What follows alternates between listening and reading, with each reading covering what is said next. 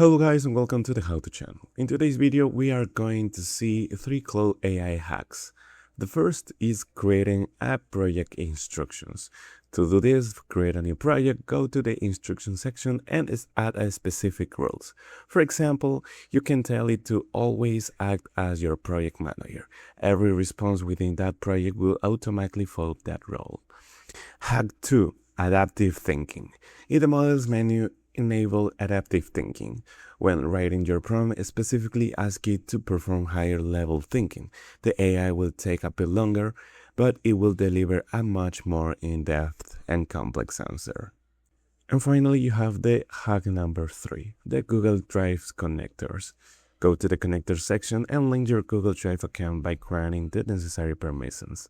Once connected, you can select any document from your cloud and ask Claude to extract and explain it.